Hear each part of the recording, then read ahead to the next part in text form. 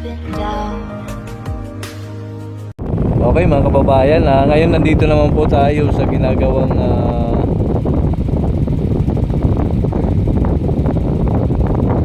kalsada dito papunta dun sa may gitna. Ngayon mahirapan po tayo makapagpalipad ng drone dahil nga sobrang lakas ng hangin. Ayan po, dito muna tayo.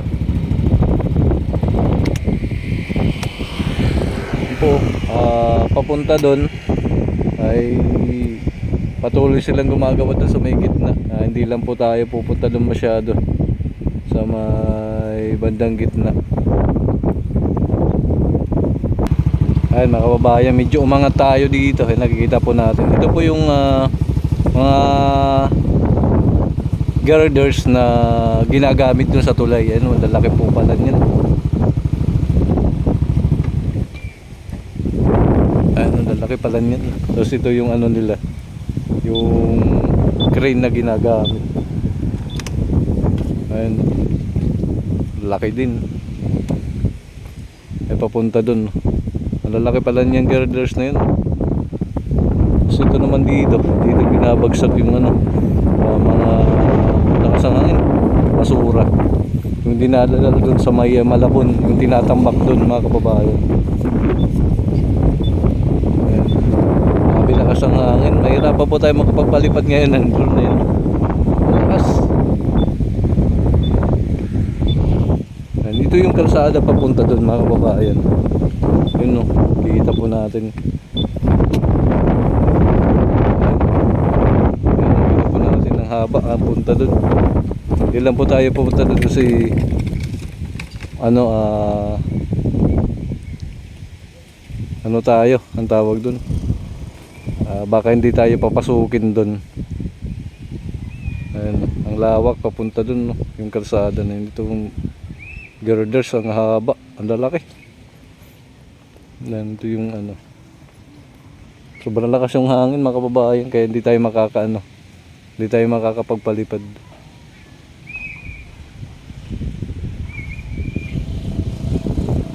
Mga palaisdaan pala to dito. Ayan, mga palaisdaan. Ayun, gumagawa sila ng kalsada. Lawag ng kalsada papunta dun. Kalsada din. Ito dito, palaisdaan din. Ayan.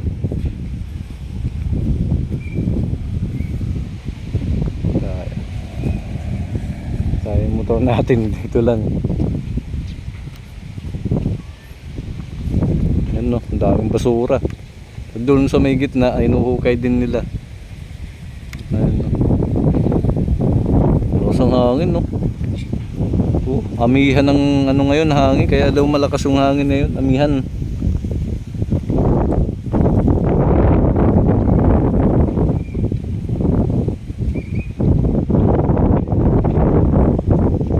Hindi tayo makakapasok doon. Sana papaalam tayo pero bawal siguro. Hindi tayo papasukin papunta ron. Private property yun dun. Yun. Ginagawa nila. Tayo makakapag hindi tayo magpapalipad ng drone, baka malaglag.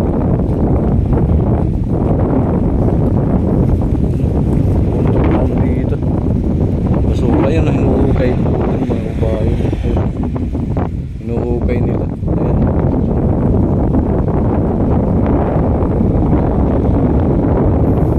Natin alam ba't tinuhukay nila dyan. Mga lupa yung tinapon nila dyan ngayon. Hindi na basura yan.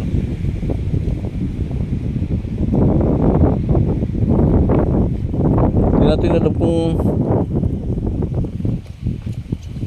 ito dito, yung sabi nila papuntang Malabon daw po ito mga kababayan. Paikot papuntang Malabon, doon sa may pasyalan dun.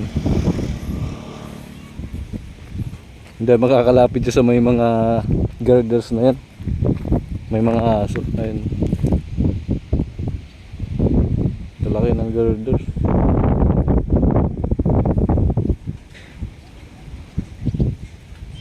Gusto talaga ng hangin.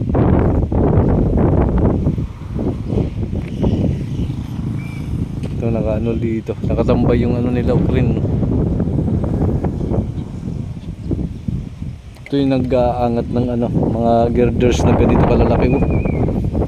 Ulam pala to. Buhos mga kababayan, dito lang nila ginawa yung dating naalala ko nung dati, yung ano, yung pinopormahan nila. Ayan, dito na pala yung kalalaki yung ginagamit sa ano, yung ginagamit sa tulay. Ayan, lalaki.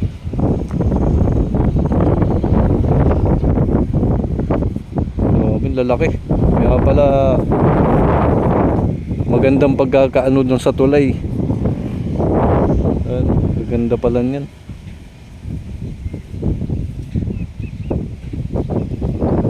Pero subukan natin mga kababayan kung makakaano tayo dito ng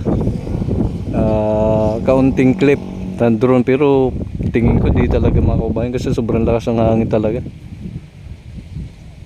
Ayan.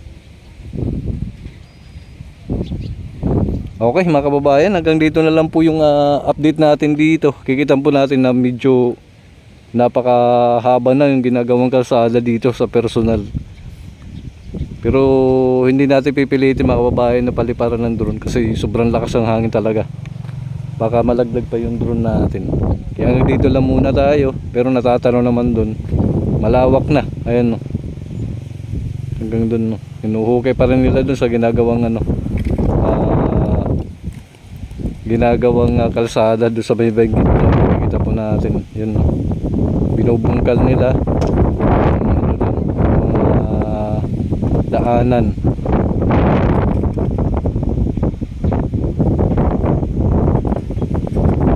Lalaki talaga nito.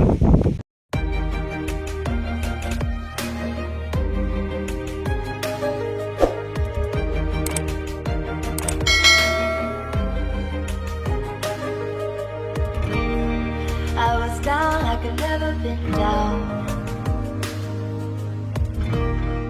Didn't know if I would make it out. I got these voices that are holding me back. They tell me no, you can never do that.